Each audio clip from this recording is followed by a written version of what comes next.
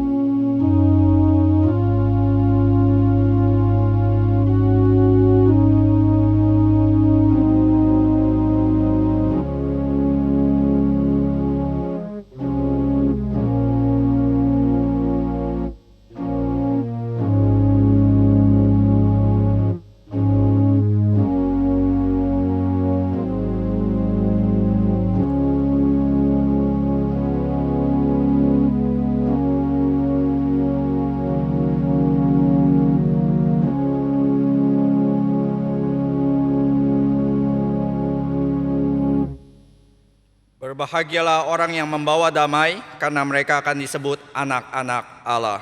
Kebaktian Gereja Reform Injili Indonesia Pusat pada pagi hari ini dibuka di dalam nama Allah Bapa, Allah Anak yaitu Yesus Kristus, dan Allah Roh Kudus.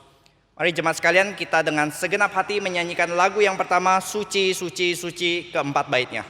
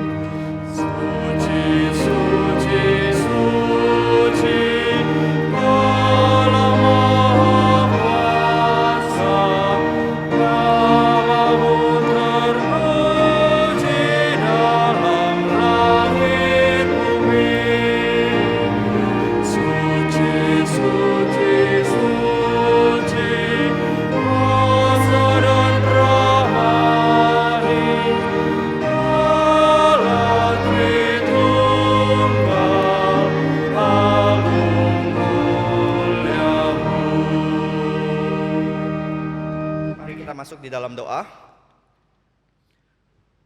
Bapa yang di dalam surga, kami bersyukur ya Tuhan, pada pagi hari ini kami diingatkan Engkau adalah Allah yang suci, Engkau Allah yang kudus, yang tidak bertara. Dan kami ya Tuhan, siapakah kami manusia yang terbatas boleh datang masuk ke dalam hadirat-Mu ya Tuhan.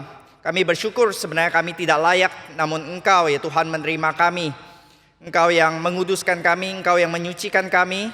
Dan kami berdoa ya Tuhan, ketika kami masuk ke dalam ibadah menghadap Engkau ya Tuhan, siapkan hati kami ya Tuhan, sehingga kami boleh berfokus hanya kepada Engkau dan kami tidak diganggu oleh hal-hal yang lainnya. Sehingga ketika kami menguduskan, kami menjadikan waktu ini juga waktu yang kudus, waktu yang khusus. Dan kami semua juga ya Tuhan boleh disikapkan hati kami ketika nanti kami akan masuk ke dalam perjamuan meja Tuhan juga. Di dalam nama Tuhan Yesus kami serahkan seluruh rangkaian ibadah pada pagi hari ini di dalam satu nama Tuhan kami Yesus Kristus. Amin. Silakan duduk Bapak Ibu Saudara sekalian. Kita akan menyanyikan lagu yang pujian yang kedua yang berjudul Sekarang Ku Milik Yesus. Kita yang sudah dikuduskan, sekarang kita sudah menjadi milik Yesus. Mari kita sama-sama menyanyikan ketiga baitnya.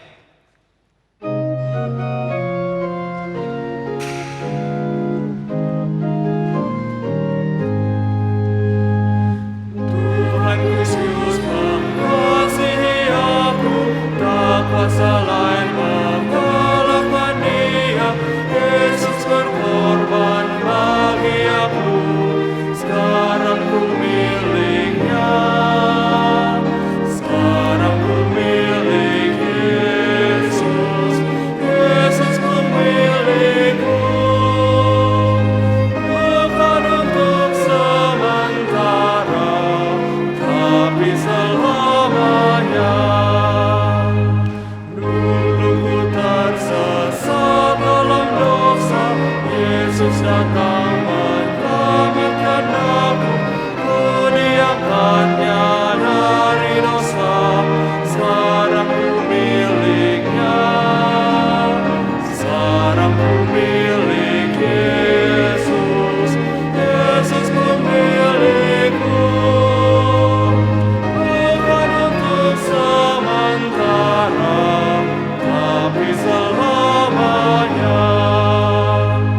Sukacita memenuhi kamu, karena Tuhan menebus jiwaku.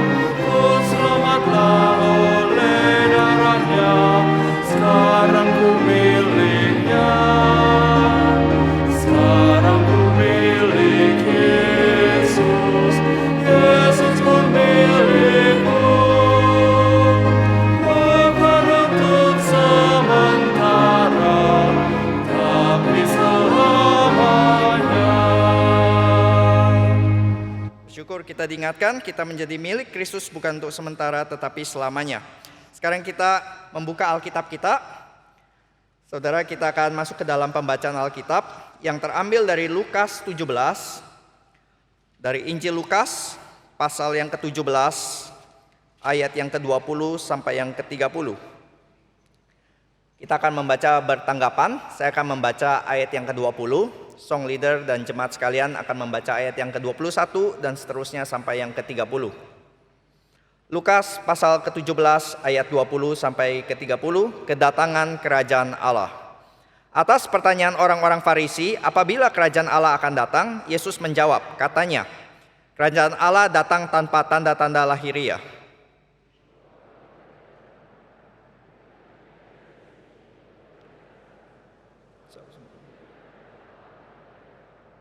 Dan ia berkata kepada murid-muridnya, akan datang waktunya kamu ingin melihat satu daripada hari-hari anak manusia itu dan kamu tidak akan melihatnya. Orang akan berkata kepadamu, lihat ia ada di sana, lihat ia ada di sini. Jangan kamu pergi ke situ, jangan kamu ikut. Sebab sama seperti kilat memancar dari ujung langit yang satu ke ujung langit yang lain. Demikian pula lah kelak halnya anak manusia pada hari kedatangannya. Tapi ia harus menanggung banyak penderitaan dahulu dan ditolak oleh angkatan ini. Dan sama seperti terjadi pada zaman Nuh, demikian pula lah halnya kelak pada hari-hari anak manusia. Mereka makan dan minum, mereka kawin dan dikawinkan, sampai kepada hari Nuh masuk ke dalam bahtera. Lalu datanglah air bah dan membinasakan mereka semua. Demikian juga seperti yang terjadi di zaman Lot. Mereka makan dan minum, mereka membeli dan menjual, mereka menanam dan membangun. Tapi pada hari Lot pergi keluar dari Sodom, turunlah hujan api dan hujan belerang dari langit dan membinasakan mereka semua. Demikianlah hal kelaknya pada hari di mana Anak Manusia menyatakan dirinya.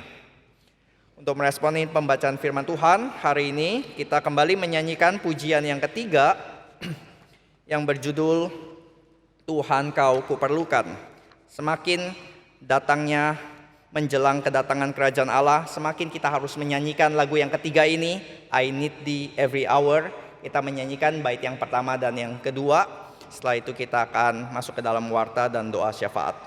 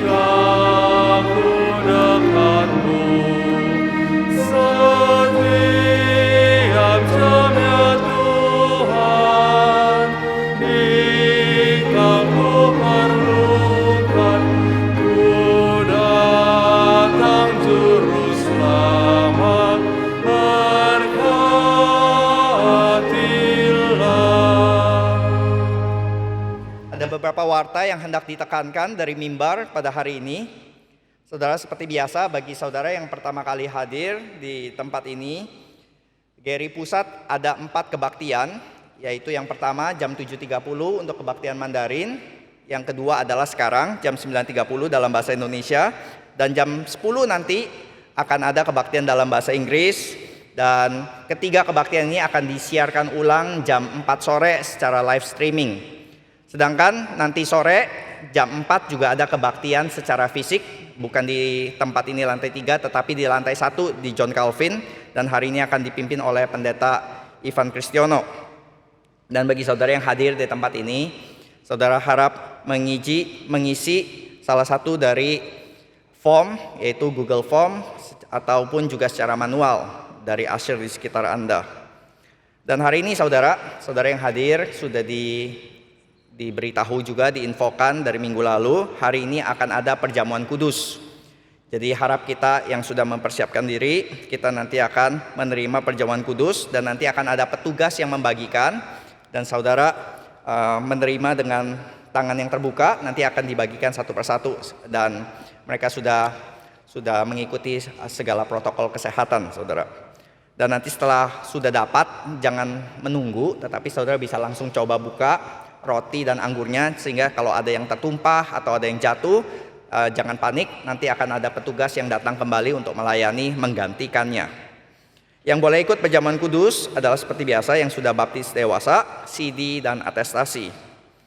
Saudara, Sabtu depan akan ada satu event yang penting, yaitu yang berjudul Konferensi Teologi Nasional, yang akan diadakan di tempat ini dari jam 9 sampai jam 4 sore, dan ada biaya pendaftaran di situ, yang berjudul A Lasting Reformation Now and Then oleh pendeta Dr. Stephen Tong, juga ada Profesor Michael Horton dan lain-lainnya ya saudara. Begitu banyak nama-nama besar yang juga kita bisa ikuti, bisa belajar daripadanya. Ya saudara, kita sudah mengikuti reformasi di 31 Oktober yang lalu, dan ini adalah susulan seminar yang terus juga mengingatkan kita tentang makna reformasi. Bukan hanya event-event besar seperti konferensi besar tersebut ya saudara, tetapi juga setiap harinya Gary juga memberikan asupan-asupan rohani bagi saudara yang terus ingin belajar, terus ingin bertumbuh di dalam firman Tuhan, mulai dari hari Senin sampai Sabtu. Dan saudara bisa lihat hari Senin akan ada streaming firman Tuhan yang berjudul Oasis Kehidupan, Memahami Firdaus dalam Dunia Berdosa oleh Vic Jack Kawira yang dimulai jam 7 hari Senin. Lalu hari Selasa sampai Kamis akan dilanjutkan eksposisi Injil Yohanes oleh pendeta Stephen Tong, dan Jumat kembali dilanjutkan. Setiap Jumat ada PA umum oleh pendeta Jimmy Pardede yang berjudul Was Blind But Now I See, seperti judul lagu itu ya saudara, Fanny Crosby, yang diambil dari ayat Alkitab juga. Lalu Sabtu saudara diundang, setiap Sabtu pagi kita ada persekutuan doa jam 6.30 pagi, mendidik kita untuk bangun pagi, dan boleh mengikuti secara fisik dan berlutut bersama-sama di Aula John Calvin lantai 1. Lalu malamnya ada siaran ulang dari KPIN Wasa. Namun asupan rohani tersebut saudara bukan hanya bagi kita yang dewasa, tapi juga seharusnya kita memberikan asupan-asupan rohani bagi anak-anak kita ya. Maka ada Zoom Sekolah Minggu Gary Pusat, dan info jadwal kelas harap teks atau menghubungi PIC karena jadwal kelas begitu banyak, puluhan kelas saudara. Jadi nanti saudara ketika menghubungi nanti akan diinfokan oleh PIC kelas mana yang sesuai untuk anak-anak saudara. Jadi kalau ke McDonald ini kiddies meal-nya bagi anak-anak kita, saudara jangan dilewatkan bagi anak-anak mengikuti Zoom Sekolah Minggu Gary Pusat. Lalu juga bagi saudara yang ingin lebih lagi mengikuti kelas-kelas teologi lebih mendalam, akan ada Doktrin Allah bagian yang pertama oleh pendeta Andi Halim, yaitu ini adalah Stretch Sekolah Teologi Reform Injili Jakarta, yaitu adalah kelas teologi untuk kaum awam. Jadi saudara jangan takut harus masuk ke STT terlebih dahulu, saudara bisa belajar di kelas Stretch ini yang diadakan setiap Sabtu, sudah mulai kemarin ya, jam 12.30 sampai jam 15.30. Sabtu ini tidak ada karena ada seminar, ada konferensi, dimulai lagi Sabtu depannya tanggal 20. Lalu saudara mungkin bertanya, aduh saya tidak bisa ikut kelas teologi yang berat-berat seperti itu nih. Ada nggak sih Pak media yang lebih ringan, yang lebih bisa saya bagikan, sharingkan kepada orang-orang yang lain, teman-teman yang lain? Mungkin teman-teman saya yang belum di Gary nggak terlalu bisa ikut kelas teologi berat seperti itu. Nah, apa yang bisa saudara bagikan? Nah, ini dua saudara bisa bagikan buletin pilar yang terbit setiap bulan. Saudara, itu sekitar 16 halaman, saudara bisa membacanya, ditulis oleh para pemuda yang sudah menggumuli tulisan-tulisan mereka. Dan juga bagi anak-anak akan ada juga majalah kita online. Dan dulu ini dibagikan secara fisik, di dalam zaman pandemi ini saudara bisa mendapatkan secara online dan saudara bisa forward ke teman-teman atau keponakan-keponakan saudara. Dan kita bersyukur saudara pandemi sudah melandai ya. Banyak hal yang berhenti di dalam zaman pandemi. Tapi ada satu hal yang sepertinya pandemi pun tidak bisa menghentikan saudara. Yaitu ada 3 pasang yang akan segera menikah. Ada 3 permohonan pemberkatan nikah. Yaitu kita akan melihat dan sekaligus juga kita mendoakan 3 pasangan yang akan menikah ini. Yang pertama adalah Stephen dan Meriti, tanggal 15 November jam 11 di Kapel Agape. Lalu yang kedua pasangan Yohan Budi Setiawan dan Clarin Theodora, Filaberta Theodora, sama juga Jumat 19 November jam 10. Dan yang ketiga adalah Vincent Tatan dan Claudia Jasmine, tanggal 27 November jam 10 di Kapel Agape. Jika ada keberatan atau masukan yang sah, silakan menghubungi Sekretariat Gary Pusat. Saudara, ketika pandemi sudah melandai, saudara mungkin sudah mulai semangat untuk jalan-jalan juga ya. Sudah mulai ingin terpikir kita pergi kemana ya. Nah saudara, kemana saudara bisa pergi yang aman, informatif dan juga baik? Ada kabar baik untuk saudara, yaitu Museum Galeria Sofilia sudah dibuka kembali tanggal 7 November. Setiap hari Minggu pertama setiap bulan dibuka jam 12 sampai jam 15. Saudara bisa datang mengikuti Galeria Sofilia, mengajak teman-teman dan melihat karya-karya seni yang luar biasa, yang indah, yang memuliakan Tuhan, dan kita bisa kembali belajar lebih lanjut lagi. Dan saudara yang mengalami pergumulan di dalam masa-masa seperti ini, Gary juga membuka hotline number yang saudara bisa hubungi, nanti akan diangkat, dijawab oleh beberapa hamba Tuhan yang melayani. Namun kita juga sadar pergumulan tidak cukup hanya dengan kita menelpon hamba Tuhan, mendapatkan jawaban yang singkat mungkin, tidak terlalu cukup banyak waktu. Yang saudara mungkin juga perlukan adalah satu komunitas iman untuk bergumul bersama-sama. Dan di Gary Pusat ada yang namanya OSG, Organic Small Group, yaitu bersifat seperti KTB atau Komsel, di mana ada kelompok kecil untuk bertumbuh bersama-sama mengikuti berita firman Tuhan. Saudara yang terbeban untuk mengikuti bisa menghubungi Azalia dengan nomor yang di bawah, saudara. Nanti itu ada berbagai jenis kelompok, ada yang mix, maksudnya pria dan wanita bersama-sama, ada yang khusus wanita, ada juga yang married couple, yang baru menikah atau yang sudah punya anak, dan juga ada Kultura Anima yang membahas tentang kaitan kultur dan iman Kristen. Saudara yang terbeban bisa, yang merindukan ada komunitas, bisa menghubungi nomor tersebut. Saudara, saya mengajak nanti kita akan berdoa beberapa hal. Yang pertama kita akan berdoa untuk dua hal. Yang pria mendoakan untuk gereja-gereja yang teraniaya. Saudara boleh mengingat orang-orang Kristen di Afghanistan yang mungkin nasibnya masih tidak jelas, yang teraniaya di Korea Utara, di China. Yang wanita berdoa untuk ancaman gereja yang tidak kalah mengerikan, yaitu bagi gereja-gereja yang tertidur di tengah kenyamanan hidup. Mungkin ini dialami oleh orang-orang Kristen di Eropa maupun juga di kota-kota besar. Dan kita juga berdoa untuk keluarga-keluarga. Kita berdoa ya, negara bukan hanya, kalau kita ingin merubah negara, kita harus merubah dari komunitasnya, dari masyarakatnya. Merubah masyarakat dimulai dari merubah keluarga. Maka pokok doa yang kedua kita akan berdoa untuk keluarga. Mari Bapak Ibu Saudara, kita bangkit berdiri. Kita akan menyanyikan lagu yang ketiga, mempersiapkan hati kita masuk ke dalam doa syafaat. Kita menyanyikan Ya Tuhan, I need thee every hour, Tuhan kau kuperlukan, bait yang ketiga saja.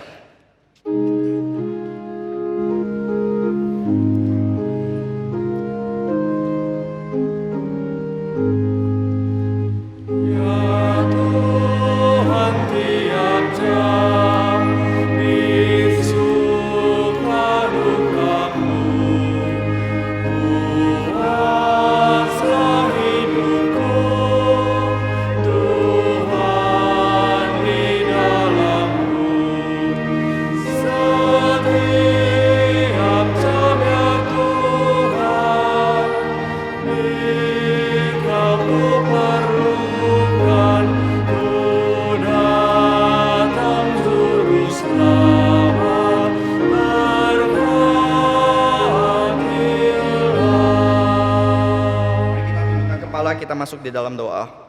Bapa dalam surga, kami bersyukur ya Tuhan, kami boleh diundang masuk ke dalam doa syafaat ya Tuhan. Kami membawa beban-beban doa kami, dan kami sadar kami yang berdosa ini ya Tuhan boleh datang hanya karena Engkau memberikan belas kasihan-Mu.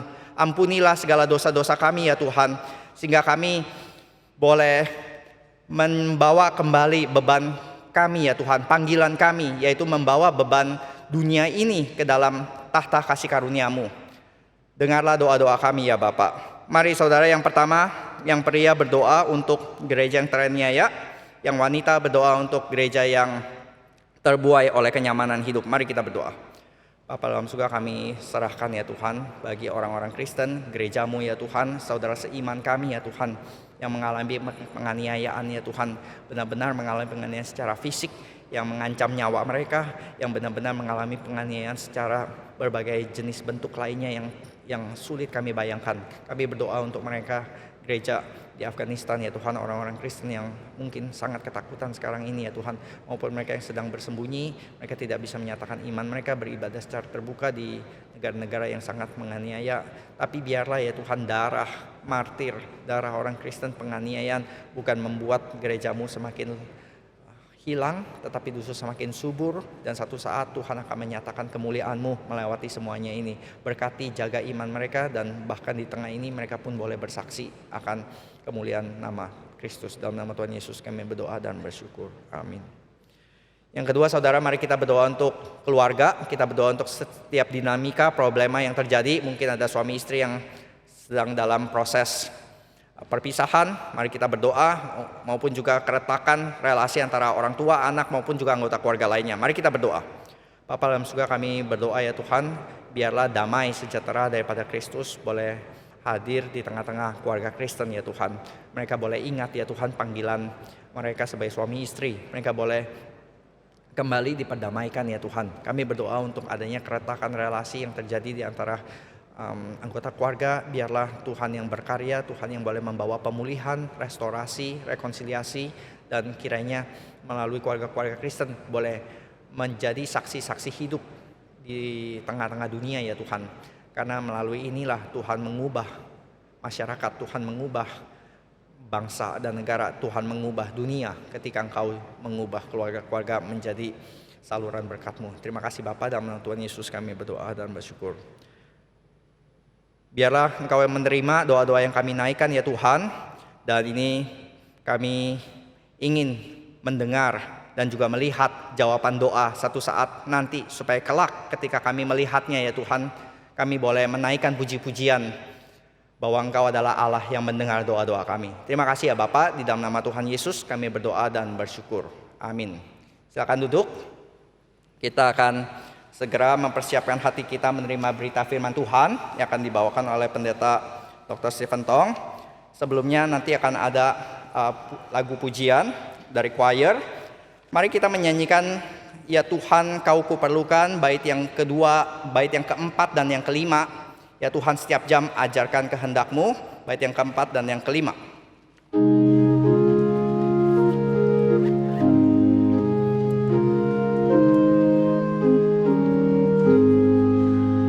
Ya Tuhan tiap jam ajarkan kehendak-Mu, genapkan janji-Mu di dalam hidupku.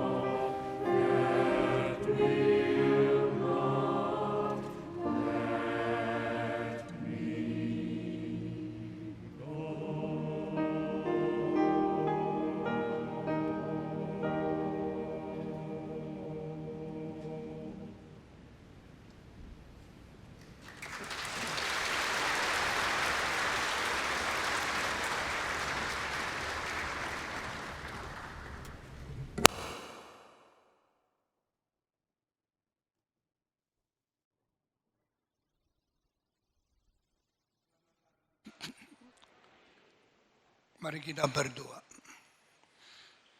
Berkatilah pagi ini ya Tuhan. Segarkanlah rohani kami.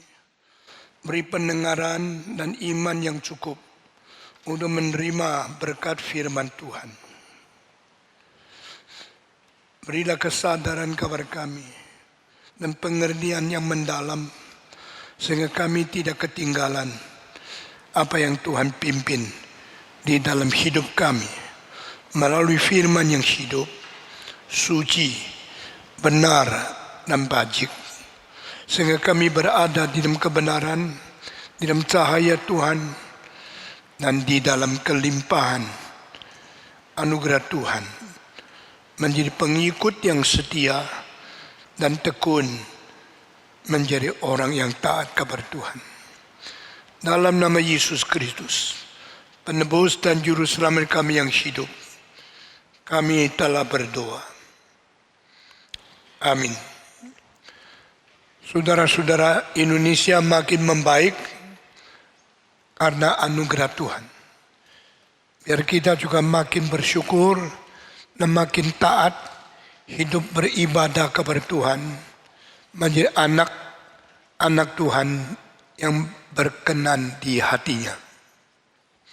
Minggu lalu kita telah bicara tentang ke-10 tulah yang terakhir yang Tuhan turunkan untuk menghakimi kerajaan yang sangat rusak itu.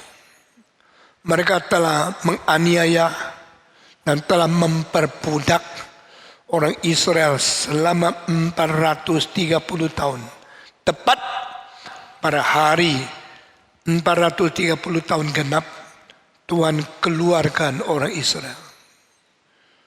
Waktu orang Israel keluar dari Mesir, mereka dianggap budak. Hari terakhir menjadi budak, sekarang budak keluar. Tapi Alkitab tidak mengatakan kalimat itu. Alkitab 3 kali mengatakan pasukan Yehova keluar dari Mesir. Saya sangat tercengang, maka kemarin di dalam ulang tahun ketiga CIT, saya berkhotbah mengenai bagaimana orang yang menerobos sejarah, orang yang melawan segala sesuatu, menilai diri. Kalau orang menilai engkau sebagai budak, bagaimana pandangan Tuhan? Kalau pandangan Tuhan lain, bagaimana pandangan dirimu? How do you estimate yourself? If people evaluate you as a servant, a slave, what did God do? What did you do to yourself? Manusia harus mempunyai penilaian estimasi yang dibangun daripada iman kepercayaan dengan tidak menghina dan tidak melecehkan sendiri. Banyak orang secara hidup konglomerat, secara rohani budak. Mereka budak uang, mereka budak manusia, mereka budak yang dipermainkan oleh waktu dan kebebasan yang dipergunakan secara tidak beres, tapi tidak sadar. Lalu mereka tidak mempunyai harkat, tidak punya keberanian untuk menilai diri sebagai manusia yang mentalnya sehat, yang rohaninya kuat, yang imannya sangat taat kepada Tuhan. The way you evaluate yourself will determine who you are. Manusia menganggap aku budak, aku tidak peduli. Asal Tuhanku tidak melihat dan menilai saya sebagai budak. Saudara-saudara, jikalau orang melihat Israel budak, Tuhan mengatakan tidak, itu pasukanku, itu tentara laskarku. Mari yang diperbudak mempunyai iman, confident terhadap diri sendiri sebagai orang bebas dan orang yang berjuang untuk hari depan yang tidak ada batas kemungkinan suksesnya. Di dalam dunia ini kita mengalami kesulitan ekonomi, kesulitan status, kesulitan dipandang rendah oleh masyarakat. Tetapi tidak boleh engkau memandang dirimu rendah. Saudara-saudara, before my God, I'm a soldier, I'm a general, I'm the son of my king in heaven. I'm the crown prince. I am not just a nobody in this sinful world. Apa yang dinilai oleh manusia tidak penting. Apa yang dinilai Tuhan itu penting. Tetapi lebih dari semua ini, saya bagaimana menilai diri melalui kekuatan iman yang Tuhan sudah karuniakan kepada saya. Saya tidak boleh minder. Saya tidak boleh menghina diri. Itulah yang menjadi sesuatu prinsip kita menjadi orang Kristen. Apalagi orang Kristen Reform Injili. We stand on the unshakable kingdom of God. We stand on the principle of the Bible. We stand in front of my enemy and we ready to fight because we are no slaves of sin. We are no more to be enslaved by Satan. Saudara-saudara, saya kemarin di dalam hari ulang tahun ketiga dari CIT, sudah 3 tahun loh universitas kita. Saya kaget, cepat banget. Lalu tahun depan berarti sudah ada yang diwisuda di universitas kita pertama kali. Waktu lewat begitu cepat, di luar kesadaran waktu yang kita alami. Teringat 3 tahun yang lalu, waktu kita mengadakan inaugurasi universitas, seorang profesor yang namanya Dr. Gomez dari St. Paul yang berada di Brasil. Dia berdiri memberi sambutan. Meskipun Pak Stephen Tong sudah tua, baru mulai sekolah universitas. Tetapi saya percaya ini bukan hari terakhir. Ini baru hari permulaan. Saya harap pada waktu wisuda pertama, Pak Tong masih hidup. Jangan kira sudah tua. Kita berdoa supaya Tuhan memperpanjang hidup Pak Tong. Waktu itu saya umur 78. Saya geleng kepala. Mana mungkin saya hidup sampai umur 82. Tidak sangka sekarang 81. Kemarin saya tidak mau berdiri memberikan sambutan. Tapi pikir mungkin tahun depan saya tidak ada. Saya berdiri, saya naik ke atas. Saya tanya mahasiswa CIT. Tolong tanya di hadapan Tuhan, di hadapan setan, bagaimana engkau menilai dirimu sendiri? Dengan mentalitas seperti apa? Saya tanya, kita harus minder? Tidak. Tidak boleh congkak? Tidak. Orang yang stabil di hadapan Tuhan mempunyai mentalitas tidak pernah menganggap diri remeh. Dan tidak pernah menganggap diri angku. Sehingga kepada siapapun kita merendahkan hati. Tetapi kepada setan tidak pernah minder. Harap you jadi mahasiswa seperti itu. Karena Israel yang menjadi budak, waktu keluar dari Mesir, Alkitab 3 kali mengatakan, Laskar Yehova, pasukan Tuhan, keluar dari tanah Mesir. Itu pasukan, itu bukan budak. Sekarang berapa banyak orang konglomerat hidup menjadi budaknya setan. Dan berapa banyak orang Kristen selalu menganggap diri seperti orang paling remeh dan paling hina sebagai budak. Salah. Saya mengatakan kalau tidak pernah sekolah di luar negeri, minder. Kalah sama orang lain. Karena anak sebelah saya belajar di Columbia University. Kenapa saya belajar di Kemayoran? Kita rendah, kita lebih kurang. Jangan. Saya mau tanya, waktu Yesus di dunia, sekolah tertinggi di mana?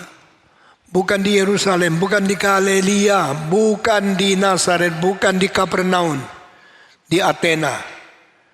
Setelah 380 tahun, dari para orang namanya Socrates, Plato dan Aristoteles, seluruh dunia yang bisa belajar Athena mempunyai ilmu paling tinggi.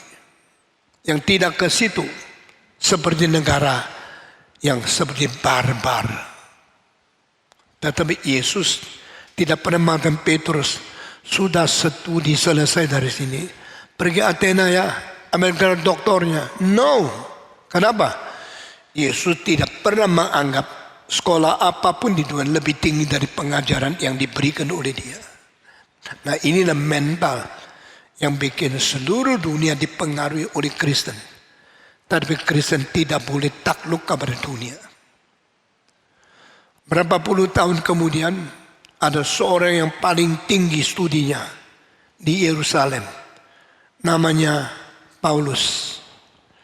Berubah menjadi orang Kristen yang tadinya menghina Yesus, menghujat Yesus, menganiaya orang Kristen, membunuh banyak orang beriman. Setelah dia bertobat, setelah berubah, dia menganggap aku harus buang segala sesuatu, mengutamakan Kristus sebagai yang paling berharga di dalam hidupku. Dan dari mulut Paulus keluar satu kalimat, segala sekolah elemen di dunia, dari filsafat-filsafat baik Greka atau orang terpelajar di kerajaan Roma. Kenapa? Karena dia menemukan ilmu yang dia terima di dalam iman Kristus jauh lebih tinggi dari filsafat Yunani, jauh lebih tinggi daripada kekuasaan Romawi, sehingga dia menghina sekolah-sekolah di dunia. Saya kemarin tanya murid-murid ST, CIT, mungkin tidak Indonesia menghasilkan manusia lebih pintar dari lulusan Harvard, lulusan dari Yale, lulusan Columbia, dari UPenn, daripada Cornell, atau dari sekolah-sekolah tinggi seperti UC Berkeley, seperti South University of California, dan semua sekolah tinggi di Sorbonne, Oxford. Mungkin tidak, mungkin. Jangan kita menghina diri, tapi jangan sombong, tidak punya menganggap diri lebih dari orang lain. Itu tidak boleh. Kenapa saya hari ini mentekankan hal ini?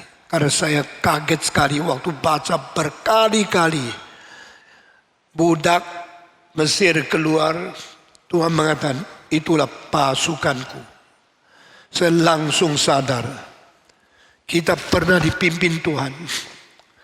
Di dunia ini pendeta Stephen Tong yang di Kemayoran tidak pernah sekolah di luar negeri, tidak pernah mendapatkan gelar yang tinggi dari Amerika, Inggris, Prancis, Jerman atau manapun. Tapi saya sudah berjuang sampai menjadi salah seorang pemimpin reform teologi yang tertinggi dan dihormati oleh semua pemimpin reform di seluruh dunia. Waktu kita mengadakan kongres reform Injili, bukan saja orang yang terpelajar di Indonesia ikut ke dalam kongres di sini. Banyak orang pimpinan yang besar di Amerika, di Eropa, di Perancis, mereka daftar dan ikut kongres di sini. Dan banyak pemimpin yang paling besar ikut terbang untuk menjadi pembicara di sini. Waktu kita mengadakan reform 500 tahun, saya keliling 22 kota di Indonesia dan keliling lagi hampir 18 kota di luar negeri. Tidak ada pendeta reform di seluruh dunia yang lebih sibuk dari saya.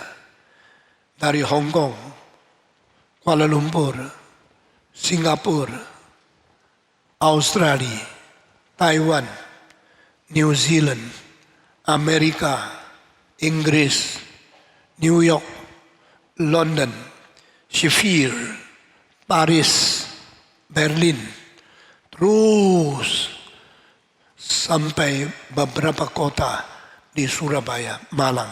Saya pimpin reformasi 500.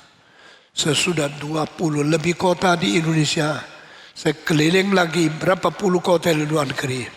Baru satu malam sebelum kongres itu dimulai di Jakarta, saya terbang dari New Zealand kembali ke Jakarta. Capeknya bukan main. Semua tulang seperti skrupnya los, semua mau lepas. Saya mulai memimpin. Waktu saya tiba Jakarta, saya tanya panitia, yang daftar berapa? Mereka jawaban mengkagetkan saya. 89 negara. Yang ikut kongres, maafkan 22 negara. Satu kali lagi, Global Convention on Reform Theology and World Evangelization. Yang ikut 89 negara. Saya tanya, yang ikut berapa orang? Untuk Revo 500, kita mendapatkan anggota yang daftar dari seluruh dunia, terbang sendiri ke sini. Bukan pakai streaming. Adalah 4.200 orang. Dan akhirnya kita bikin commemoration on reform in Wittenberg. Kita bikin 500 tahun reformasi yang ikut di tempat parkir daripada itu parkir timur yang hadir 8.000. Saudara-saudara, mengapa kita minder? Mengapa kita takut? Mengapa kita kurang iman? Tuhan kita Tuhan yang hidup dan yang berkuasa. Orang-orang Kristen jangan lupa, engkau pasukan, jenderal, sirsan. Engkau orang-orang komandan, engkau orang pemimpin di dunia yang diangkat oleh Tuhan. Bukan engkau budak Mesir. When Israeli people comes out from Egypt, God called them, you are my soldiers. Kamu adalah pasukanku. Saudara-saudara, terakhir kita lihat 3.500 tahun kemudian Mesir menjadi tempat negeri yang lemah. Hanya untung masih ada piramid yang banyak orang pergi nonton, pergi tur. Tetapi tidak kekuatan akademik, kekuatan iman, tidak kekuatan moral, tidak kekuatan karakter, tidak kekuatan rohani apa-apa. Agamanya pun sudah lenyap. Kerajaan ini sudah musnah dan tanah pun sudah dijajah oleh orang Arab.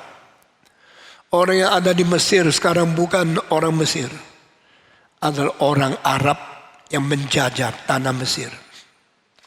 Sehingga saudara-saudara, raja perempuan terakhir di Mesir adalah Cleopatra.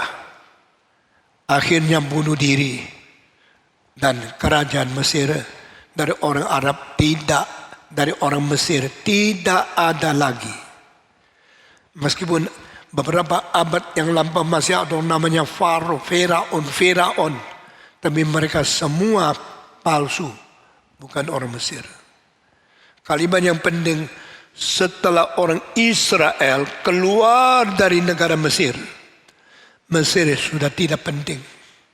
Semua kuil yang besarnya sampai panjang di 350 meter di Karnak, saudara-saudara, hanya untuk tontonan pariwisata.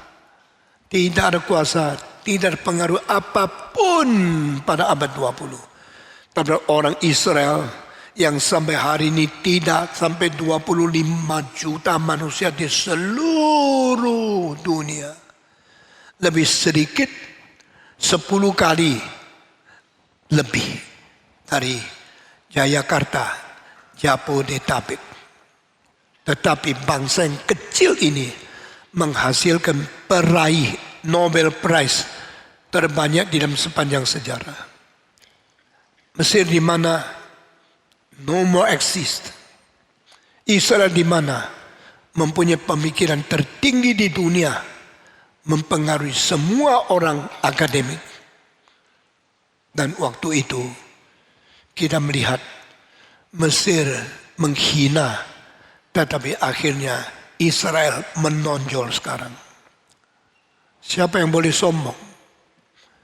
Yang boleh sombong bukan karena pasukannya besar, politiknya kuat, kuasanya kejam, tapi karena diberkati oleh Tuhan atau tidak. Dengar baik-baik ya. Di dalam zaman sekarang juga jangan, wah ini gereja besar anggotanya banyak. Tuhan bukan hanya melihat itu. Tuhan melihat kaum pilihan di dalam berapa. Yang mengerti firman berapa. Yang beriman sejati untuk mempengaruhi dunia berapa. Itulah orang-orang kaum pilihan yang dipandang tinggi oleh Tuhan. Tuhan berkata ke Musa, pergi masuk ke dalam istana Mesir. Jangan takut sama Firaun. Bicara sama dia. Begitu perkataan Allah Yehova, lepaskanlah bangsaku keluar dari Mesir. Mereka akan menyembah saya. Di situ pertama kali mengerti apa artinya kebebasan beragama. Lain sama yang kita mengerti di dalam negara-negara abad ke-21. Kebebasan beragama berarti hak asasi manusia diberikan oleh Tuhan, kebebasan boleh pilih. Bukan. Kebebasan beragama adalah keluar dari agama yang salah. Lepas daripada Allah yang palsu. Berbakti kepada Yehova pencipta langit dan bumi. Satu-satunya Allah yang sejati. Itu bebas beragama. Saudara-saudara, itulah yang disuruh oleh Tuhan Musa menghadap kepada Firaun, melepaskan budak-budak pergi menyembah Yehova yang menciptakan langit dan bumi. Dan malam itu ada malamnya orang Israel keluar. Minggu lalu saya berkata, malam itu Israel bisa keluar karena anak sulung Mesir semua dibunuh. Hari itu orang Israel diselamatkan karena ada domba yang disembelih mengganti dan membebaskan mereka. Selalu jangan lupa, engkau harus ingat baik-baik, the day when you are deliberated, the day when we are delivered, the day when you are safe is the day when Christ was crucified. Hari kita dibebaskan adalah hari Yesus disalibkan. Hari engkau diberikan hidup yang baru adalah hari anak Allah dibunuh di atas kayu salib. The same day, one living, one dying. Kalau Yesus tidak mati, kita tidak dapat hidup baru. Kalau Yesus tidak terkutuk, kita tidak bisa diberkati. Kalau Yesus tidak diikat dan dibelenggu, kita tidak bisa dibebaskan. Kebebasan memerlukan penggantian. Hidup baru memerlukan pengorbanan. Kehidupan yang menghadap Tuhan memerlukan kematian anak Tuhan bagi kita. Itu sebab hari ini setelah saya bicara malaikat membunuh semua anak sulung dari Mesir, kayak kembali membicarakan domba Allah yang disembelih. Alkitab dengan istilah berapa kali mengatakan satu hal yang sangat menakutkan. The Lamb of God slain even before the foundation of the world. Domba Allah yang disembelih sejak dunia diciptakan. Dari sebelum dunia diciptakan sudah direncanakan ada kematian Kristus untuk menebus manusia keluar dari dosa dan bebas sebagai anak-anak Tuhan. Saudara-saudara, kita bersyukur kepada Tuhan. Hari itu sebelum mereka keluar dari Mesir, Tuhan berkata kepada Musa, beritahu kepada semua orang Israel. Saya tidak tahu waktu itu tidak ada WA, tidak ada handphone. Bagaimana beritahu kepada semua orang yang berada dari kota paling besar dan pelosok paling kecil di Mesir. Jutaan orang dari kota, desa, camat, dari kampung, dari tempat paling kecil harus dengar firman Tuhan. Malam ini engkau mesti keluar dari Mesir. Karena apa? 430 tahun genap, hari ini hari terakhir. Keluar. Naik apa? Tidak ada kapal terbang, tidak ada motor tank, tidak ada bus, tidak ada truk, tidak ada mobil sedan. Yang ada dua kaki. Keluar dari Mesir harus cepat-cepat. Lalu Musa berkata, sebelum keluar dengar firman Tuhan, siapkan seekor domba, tunggu 4 hari dari tanggal 10 sampai tanggal 14. 14 semalam engkau bunuh domba itu. Sudah bunuh, sediakan tempat menampung darahnya domba di dalam sesuatu tempat yang menyimpan darah itu. Lalu engkau pakai puas yang dibikin dari rumput itu, celup ke dalamnya, ambil darahnya, gores di atas setiap pintu orang Israel. Rumahnya dikasih darah di atas dan di kanan dan kiri pintu itu. Setelah ketiga aspek ini ada darah semua, lalu engkau tunggu di rumah. Engkau masak daging daripada domba yang sudah disembelih itu dengan cara memanggangnya. Ini semua peraturan saya baca lagi. Saya memikir secara mendalam apa artinya. Tidak boleh makan domba yang dimasak dengan air. Meskipun sudah matang mendidih, tidak boleh. Domba itu harus dipanggang sampai mati. Dibunuh, dipanggang menjadi panggang domba, daging domba. Dan sebelum membunuh domba itu, ada 4 syarat. Pertama, harus persis 1 tahun umurnya. Tidak lebih tua, tidak lebih muda. Kedua, harus diperiksa.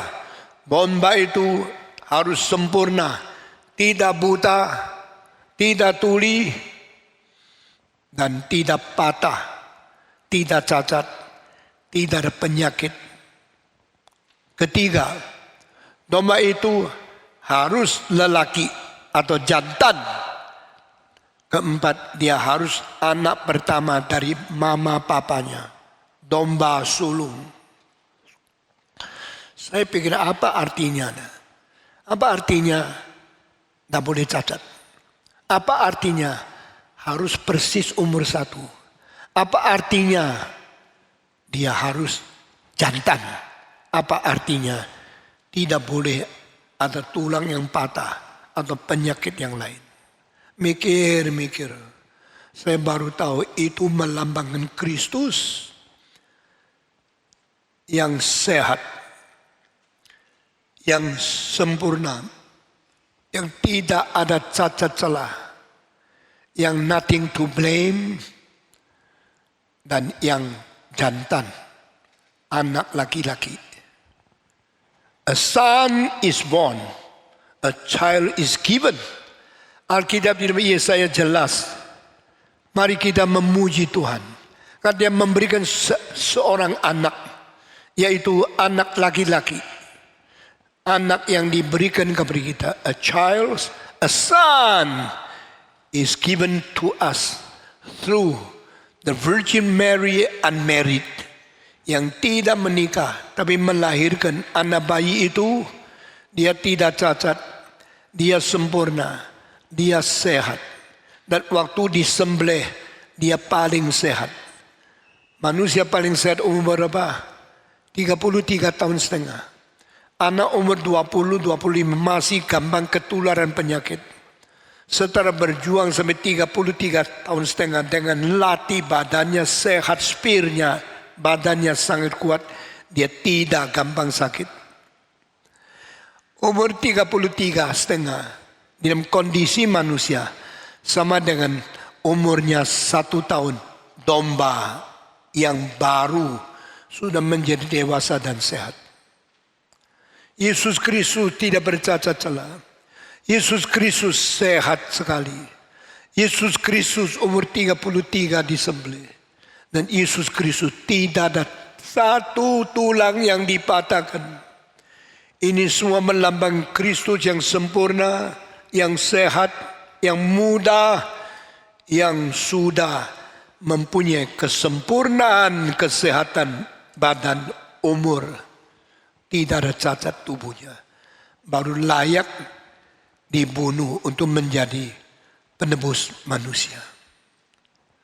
Saya tanya lagi, kenapa waktu domba dibunuh harus pakai api memanggang?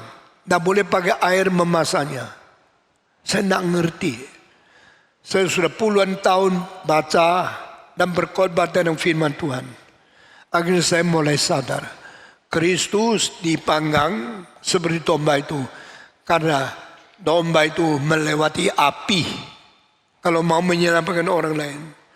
Sama dengan Kristus pernah mengalami kesulitan seperti menderita hukuman di dalam neraka. Neraka itu manusia dihukum dengan api. Kristus mati juga melewati sengsara seperti api neraka.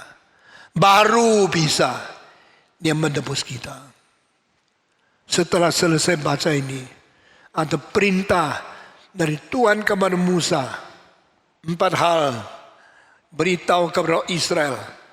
Waktu makan domba, tidak boleh pakai piyama. Tidak boleh pakai pakaian dalam. Mesti pakaian lengkap, sempurna, bersiap seperti menerima tamu agung. Pakai baju formal. Saya tidak ngerti. Makan biasanya sembarangan atau ditambah 1 lemek. Supaya kita makan kotor-kotor, ganti langsung basuh. Tapi tidak boleh. Pakai lengkap, pakai baju yang lengkap, yang formal, yang bersih, yang rapi. Apa ini artinya? Kedua, waktu makan mesti ikat pinggang. Berarti tidak terlalu gemuk, tidak terlalu banyak. Dan seperti orang sudah siap mau pergi ke lain tempat, sudah pakai baju, sudah ikat pinggang. Begitu mau jalan, langsung berangkat, tidak tunggu lagi. Ketiga, harus pegang tongkat. Ini yang lebih lucu ya. Kamu pernah makan sambil pegang tongkat tak? Sampai di restoran saya panggil nasi goreng, dibawa bilang, kasih tongkat. Saya sambil makan, sampai pegang nasi, pegang tongkat. Ini apa artinya? Keempat, makannya cepat. Tidak boleh santai-santai. Mesti cepat. Ini 4. Makan dengan pakai pakaian lengkap. Makan dengan ikat pinggang. Makan dengan pegang tongkat. Makan dengan cepat-cepat. Apa artinya? Saya tidak ngerti, terus baca-baca, akhirnya dicerahkan oleh Tuhan. Saya mulai sadar, mau hidup baru harus melalui Kristus yang mati mengganti kita. Menerima Kristus seperti makan dagingnya, seperti menerima hidupnya. Waktu makan daging Kristus, waktu beriman kepada Tuhan, seperti makan, harus sudah siap setelah makan langsung berangkat. Tidak ada waktu lagi ganti baju. Maka waktu makan pakaian sudah lengkap. Kedua, pinggang harus diikat supaya kekuatanmu sudah siap-siap langsung jalan, tidak menanti, tidak santai-santai lagi. Ketiga, waktu makan engkau harus pakai sepatu, pakaian lengkap, pasang kasut, pegang tongkat, makan cepat. Sudah selesai, langsung ditiupkan sangkakala. Tam, tada tam. Semua orang sudah dengar sangkakala, langsung berdiri, langsung keluar, tidak kembali lagi ke Mesir. Wah, ini ketatnya seperti ini, mau apa? Tuhan melatih pasukannya seperti orang tentara makan, tidak boleh lebih dari berapa menit. Harus lengkap, harus pegang senjata, sambil makan, sambil menanti komando datang. Bangkit berdiri, langsung pergi perang. Ini namanya pasukan. Semua itu ada artinya. Oh my God, my Lord, I understand. What is your commandment? What is your will and your command to me? Israel makan, baik pakaian sudah siap, tongkat berada di tangan, kasut sudah pakai, tidak waktu lagi santai-santai. Selesai makan, dengar suara dari sangkakala, langsung mereka berdiri, keluar dari pintu yang masih ada darahnya, lalu tidak lihat ke belakang. Orang kafir tidak boleh makan. Orang yang tidak disunat tidak boleh makan. Hambamu, pegawaimu yang sudah disunat boleh makan. Yang tidak dianggap orang kafir, tidak ada bagian di dalam keselamatan. The day when God deliver His people out from Egypt, prepare them to stand firm, to hold on their stick, and have their waist bound and their shoes on their feet. Langsung keluar. Ini semua memberikan, kalau engkau sudah mau jadi orang Kristen, engkau sungguh-sungguh mengikut Tuhan, jangan santai-santai lagi. Kalau engkau sudah menerima Kristus, langsung berangkat, menyampai di dalam hidup yang baru, tidak tunggu-tunggu lagi. Tapi banyak orang bilang, saya baru mau percaya. Sambil percaya, sambil berjudi. No. Sambil percaya, saya sambil main-main di dunia. No.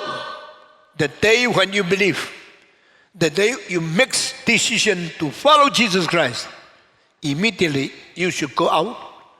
Go out from land of enslavement. Keluar di tanah perbudakan. Keluar dari berkuasa Firaun. Sekarang pergi, tidak pernah balik lagi. Lewat pintu yang ada darah. Karena darah itu melambangkan Kristus menyelamatkan kita. Satu kali keluar tidak kembali lagi. Tidak pulang kepada daerah, kepada posisi, tempat engkau dulu berzina, berjudi, berbuat dosa. Tidak kembali lagi.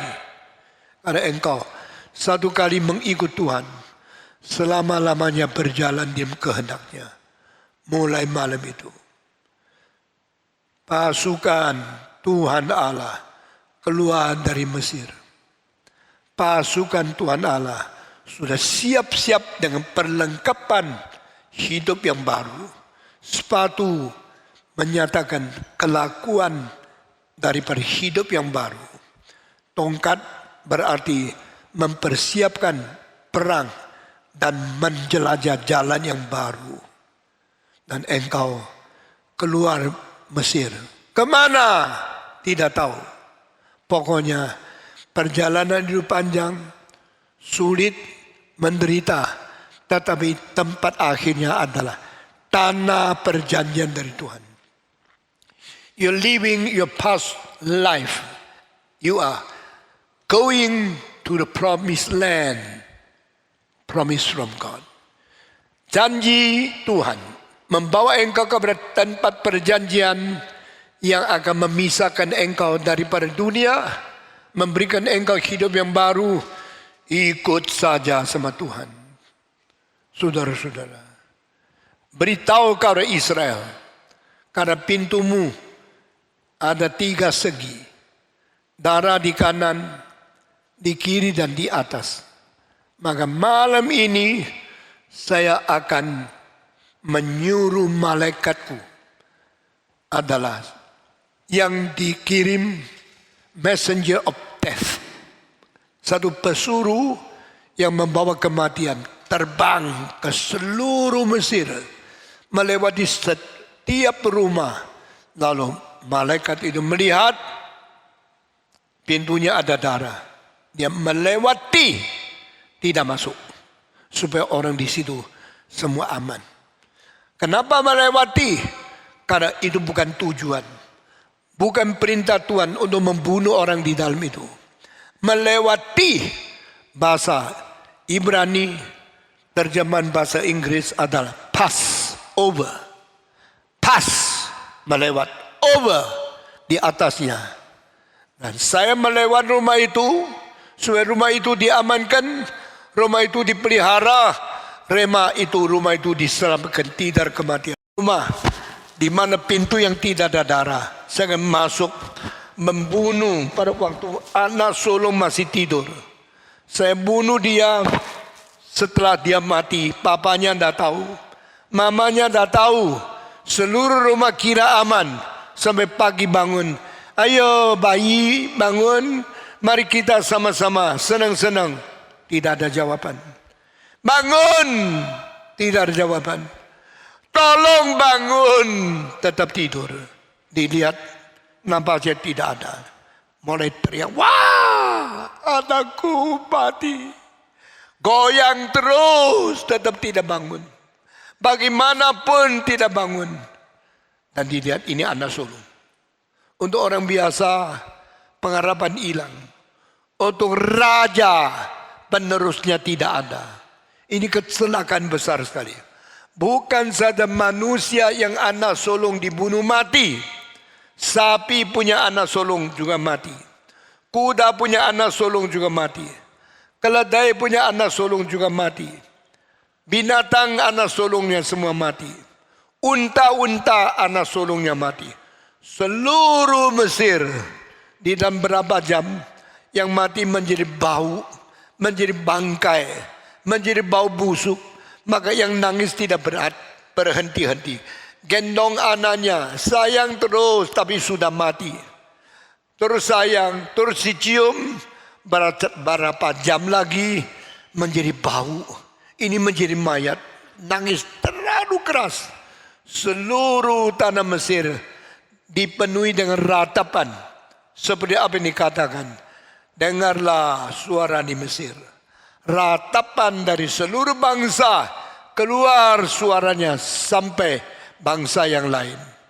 Karena mereka semua kematian anak yang sulung. Ini tulah ke-10. Tuhan membunuh.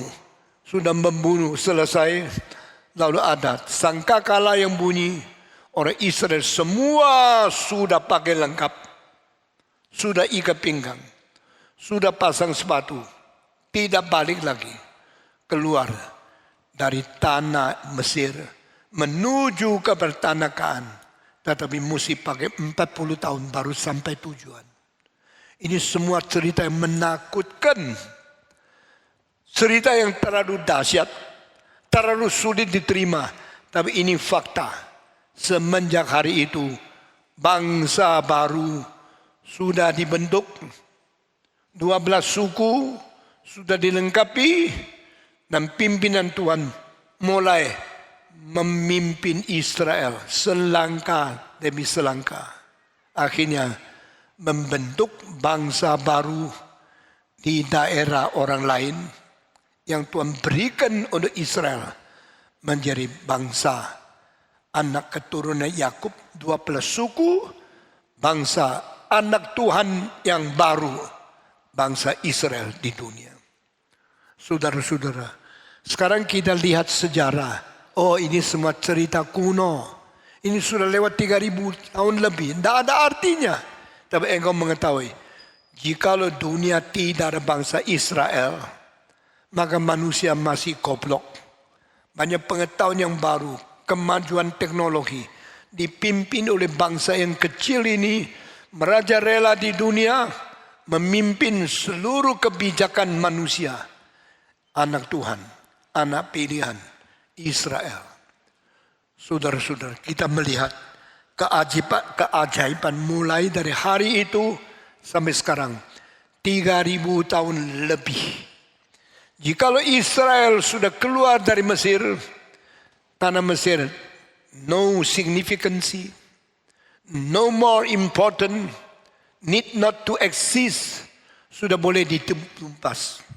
Saudara-saudara, setelah Israel keluar dari Mesir, Mesir makin turun, makin lemah, makin tidak berjaya. Di dalam 1500 tahun kemudian, Mesir mendadak kehilangan Firaun yang terakhir. Firaun yang terakhir di Mesir bukan laki-laki, tapi perempuan. Dan dia mempunyai saudara adik namanya Ptolemy. Kakak perempuan yang menjadi sama-sama menjajah menjadi kaisar. Satu perempuan Cleopatra, satu laki-laki Ptolemy. Akhirnya dua bersaudara bersama-sama merajalela menjadi pemerintah yang terbesar di Mesir. Akhirnya ditaklukkan oleh kaisar daripada Romawi. Waktu itu seorang namanya Julius Caesar, namanya Caesar dipakai menjadi kaisar selanjutnya.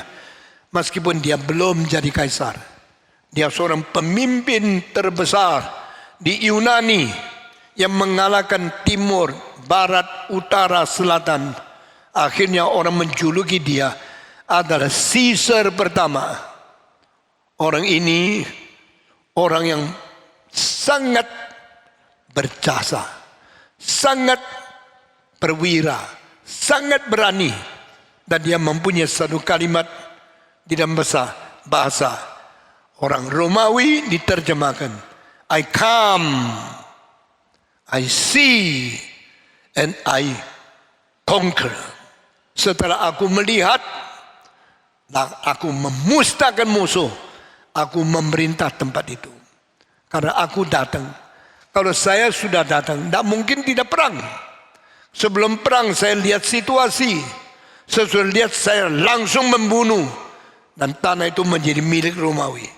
Seorang perwira yang begitu gagah, yang begitu berani, namanya Julius Caesar. Dia akhirnya diberikan satu hadiah. Caesar ada hadiah dari Mesir untuk memberikan sebagai sesuatu berkat, sesuatu anugerah untuk Bapak Julius Caesar. Apa hadiahnya? Mereka bawa masuk ada karpet yang besar, yang anggun, yang mahal sekali, digulung tebal. Coba buka karpet. Orang-orang letakkan karpet di atas lantai istana, digulungnya dibuka. Begitu selesai semua dibuka, Julius Caesar kaget karena digulung di dalam seorang perempuan. Orang disimpan di dalam karpet, lalu digulung bawa ke istana, kasihkan Julius Caesar. Coba buka. Setelah dia buka, dia melihat seorang yang dihadiahkan ke dia, perempuan yang cantiknya melebihi siapapun di dunia. Itu disebut perempuan yang paling cantik, gadis dari Mesir. Dan waktu dibuka baru tahu, gadis itu telanjang, seluruh badan bugil, tidak ada pakaian, tidur di dalam karpet. Cantiknya Julius Caesar langsung jatuh cinta. Binatang yang begitu cantik, cewek yang dipersembahkan kepada saya. Malam ini langsung saya boleh tidur sama dia. Dia senang luar biasa. Itulah ceritanya Cleopatra. Tidak lama kemudian Julius Caesar mati. Setelah dibunuh oleh semua anggota parlemen, termasuk terakhir yang tusuk dia adalah anak yang diangkat oleh Julius Caesar. Namanya ada Brutus. Waktu dilihat bahwa besok datang mau tusuk dia, dia sudah setuluh badan semua darah.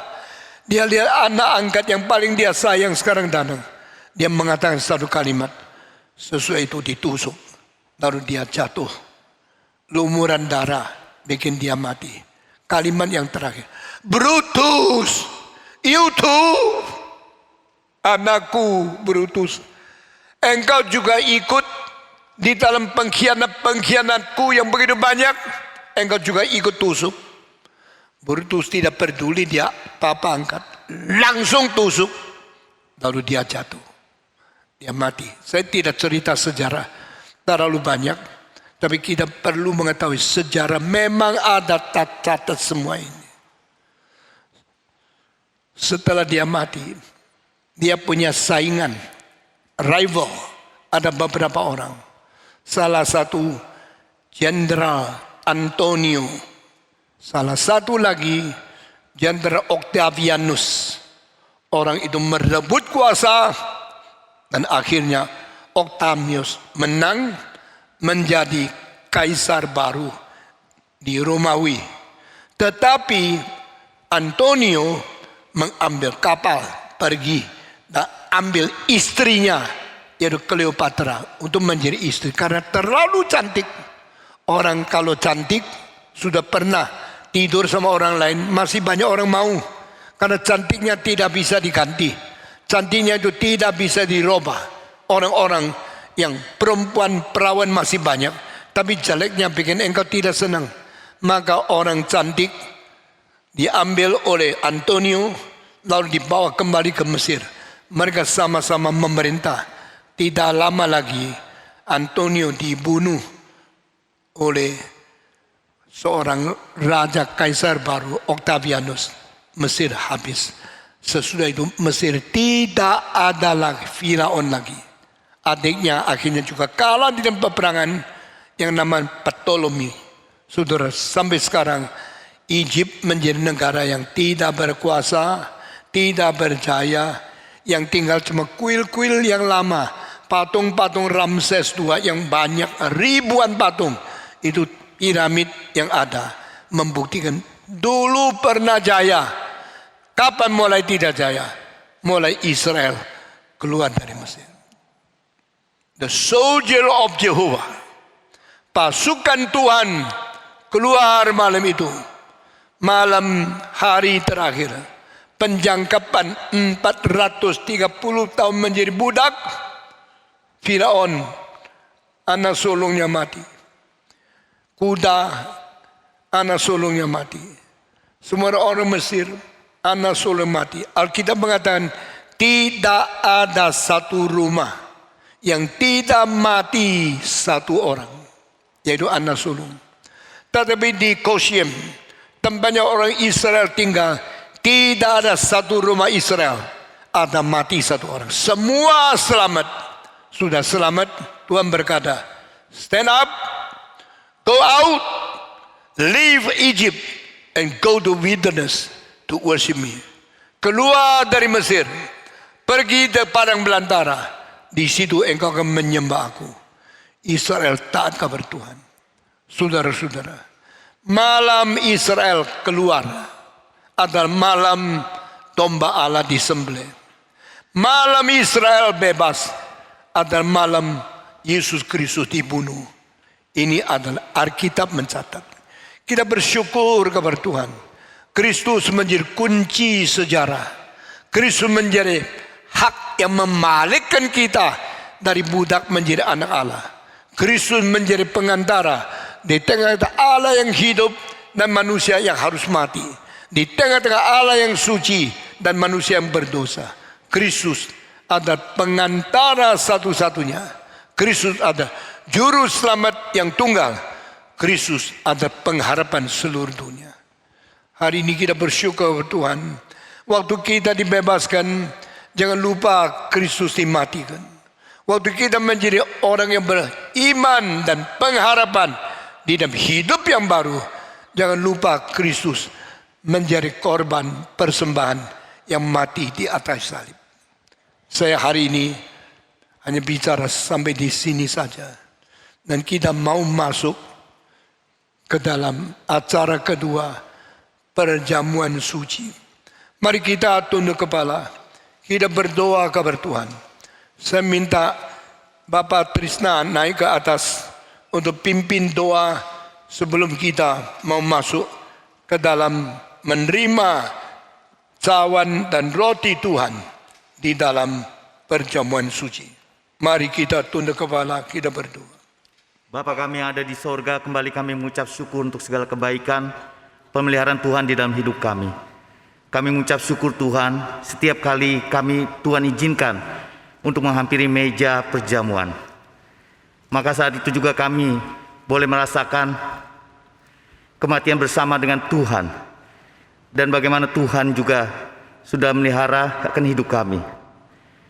Biarlah roti dan anggur yang akan kami makan, tidak saja secara fisik Tuhan, tetapi secara iman kami sungguh-sungguh makan tubuh dan darah Tuhan yang telah menyelamatkan akan hidup kami. Kami mengucap syukur untuk semuanya dalam nama Tuhan kami Yesus Kristus. Kami berdoa dan bersyukur. Amin. Amin. Mari kita dengan iman datang menghadapi hadirat Tuhan dengan kerohanian yang bersiap untuk menerima tanda perjanjian baru, yaitu kematian Kristus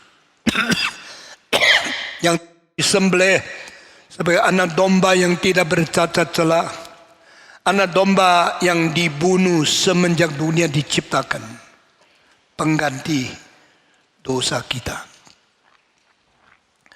Mari kita menyanyi lagu ke-6, ke-5, dan sekarang akan kita bagikan perjamuan suci. Semua yang melayani maju ke atas dan bersiap untuk membagikan cawan dan roti untuk semua yang datang bersiap menerima perjamuan suci ini. Menyanyi lagu ke-5.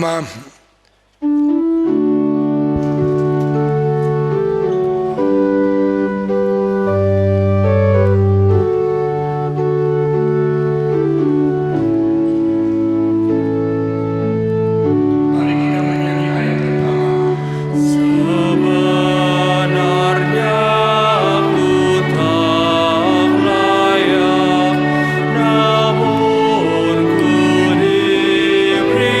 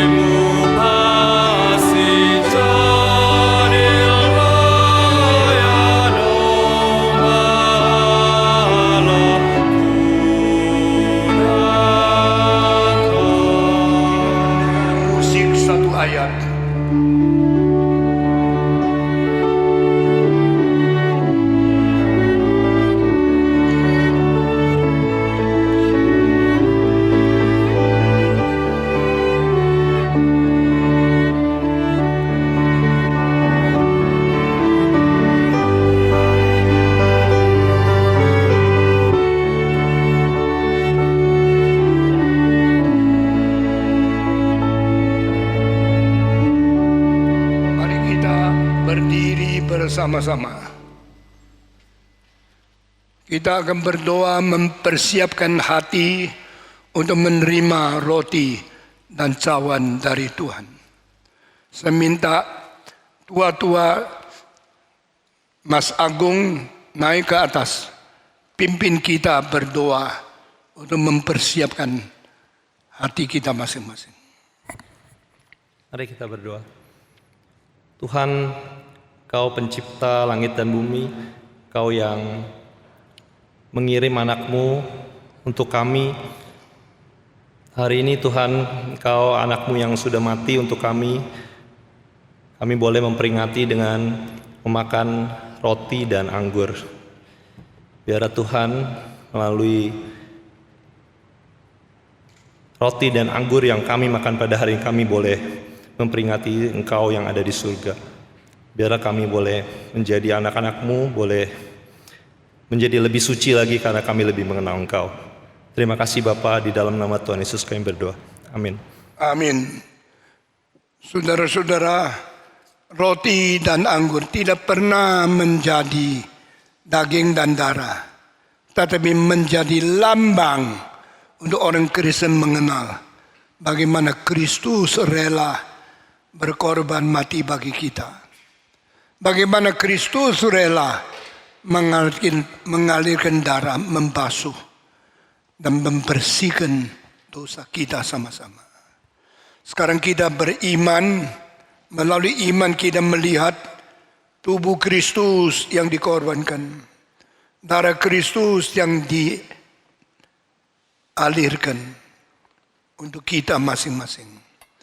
Dengan orang suci seluruh dunia segala zaman, mari kita sama-sama menerima roti yang ada di tangan kita. Semua menerimanya dengan iman.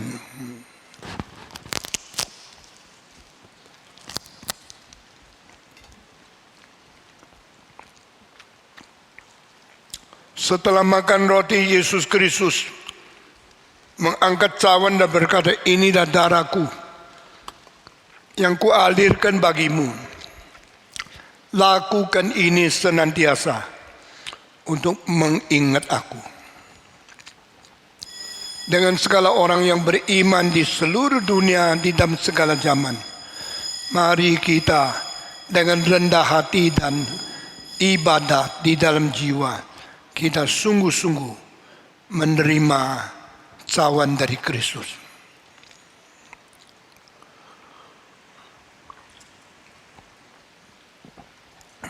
Kita tetap berdiri. Minta tua-tua iman naik ke atas mengucapkan terima kasih setelah kita menerima roti dan cawan dari Tuhan ini.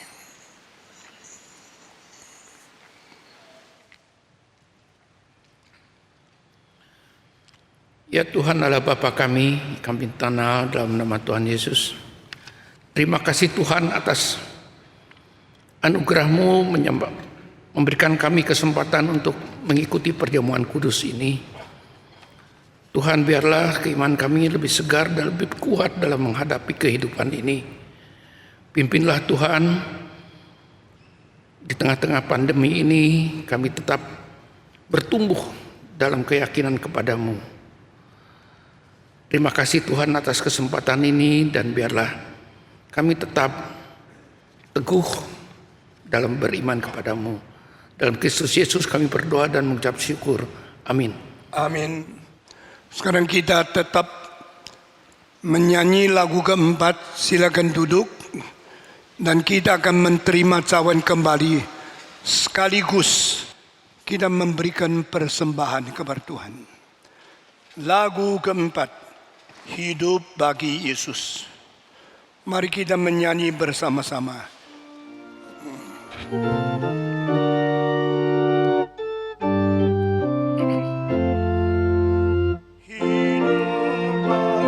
Yesus hidup yang benar, tinggalkan dunia dan dosa camar. Saat sumbernya kelak hati kamar,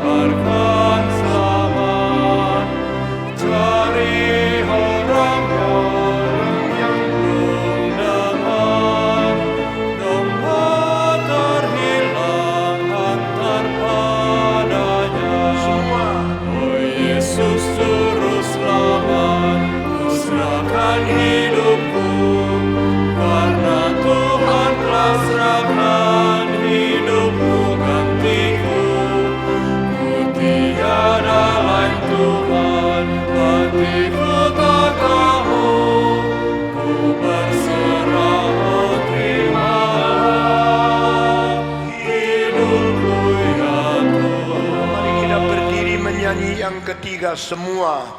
Hidup bagi Yesus di ladangnya, beritakan Injil, kabarkan selamat, cari akan orang yang belum dengar, domba terhilang hantar padanya. Oh Yesus Juru Selamat, ku serahkan hidupku, karena Tuhan rasakan hidupmu gantiku. Ku tiada lain Tuhan, hatiku tatamu, ku berserah di Allah, hidupku ya Tuhan. Kita bersyukur kepada Tuhan. Hari ini kita boleh bergabung dengan semua orang beriman di seluruh dunia melalui perjamuan suci, mengingat di dalam sejarah Kristus telah mati bagi kita. Menggabungkan diri dengan orang yang mengikut Tuhan, seluruh umat manusia, dan mengharap kedatangan Kristus yang akan datang. Kita berterima kasih. Mari kita bersama-sama tetap berdiri, membacakan, mengiklarkan iman rasuli.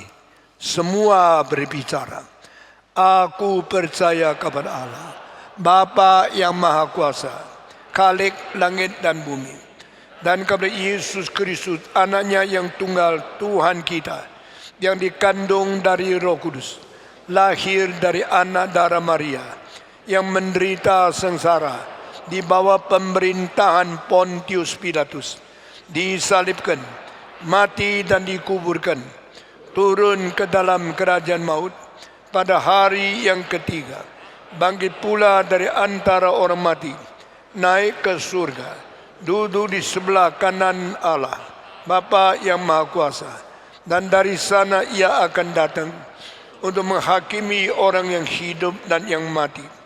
Aku percaya kepada Roh Kudus, gereja yang kudus dan am, persekutuan orang kudus, pengampunan dosa, kebangkitan tubuh, dan hidup yang kekal. Amin. Kita tetap berdiri menyanyikan doksologi. Sesudah itu saya minta pendeta Yadi S5 naik ke atas memberikan berkat kepada kita.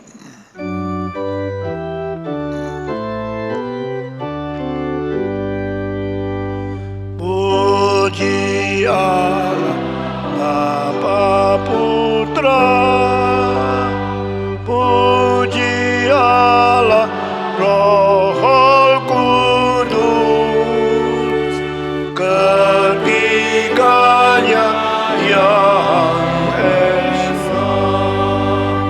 Pohon selamat sumber berkat.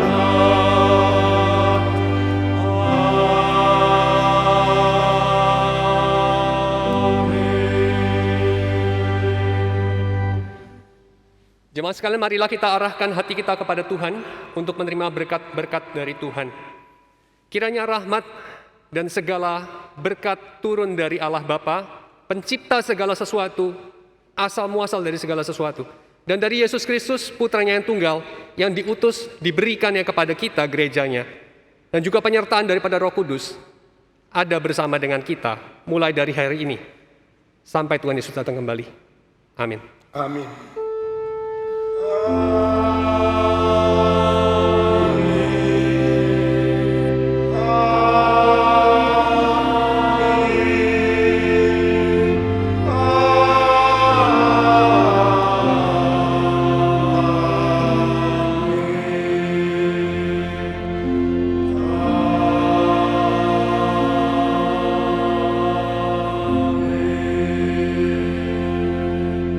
Silakan duduk.